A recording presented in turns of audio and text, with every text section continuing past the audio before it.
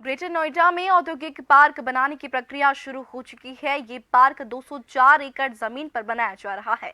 उम्मीद है कि आने वाले वक्त में विकास के साथ साथ रोजगार के अवसर भी पैदा होंगे।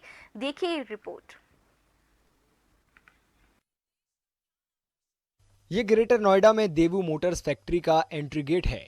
यहाँ मटीज, सियोल और नेक्सिया मॉडल की कारें बनती हैं। साल 2003 में देवू मोटर्स इंडिया बंद हो गई।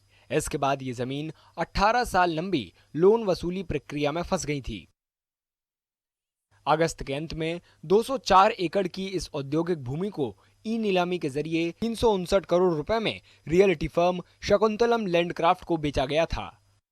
शकुंतलम लैंडक्राफ्ट ने इसे औद्योगिक पार्क के रूप में विकसित करने की योजना बनाई है, जिसमें लगभग 600 एमएसएमई को बसाया जाएगा।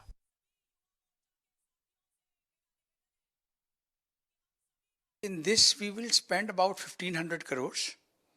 370 crores have already been spent, paid to RCIL, which means that a large recovery for the banks of the country and also payment to whatever small dues of the workers or other dues which are pending will go out of this. Then I believe that the government of UP or UPSIDC will get a revenue of about 400 crores. अपनी hatchback मटीज और sedan Seoul के लिए प्रसिद्ध देवू Motors ने 90 के दशक की शुरुआत में भारत में प्रवेश किया था। विश्व स्तर पर वित्तीय संकट से जूझ रही देवू मोटर्स का साल 2001 में अमेरिका की जनरल मोटर्स ने अधिग्रहण कर लिया था। इस डील में भारत में मौजूद यूनिट को छोड़ दिया गया था, इसलिए ये बंद हो गई।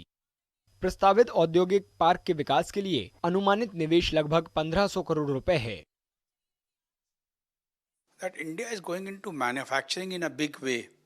We believe there's a potential to unleash. Therefore, we believe the time is right for a campus within the city. The Daewoo Motor land is industrial in use and has been lying closed for 22 years. So it allows our vision of a green India, whereby a land which is already earmarked for industry, finally being used for industry, and hence new land not being taken up. Developer का अनुमान है कि प्रस्तावित औद्योगिक park में 25,000 सीधी और उससे जुड़ी नौकरियां पैदा होंगी। डेवलपर के अनुसार औद्योगिक पार्क को विकसित करने में 2 साल लगेंगे। इसमें सीमेंटेड सड़क, भूमिगत बिजली वितरण, गेटेड परिसर, 24 घंटे सुरक्षा और दूसरी जरूरी सुविधाएं होंगी।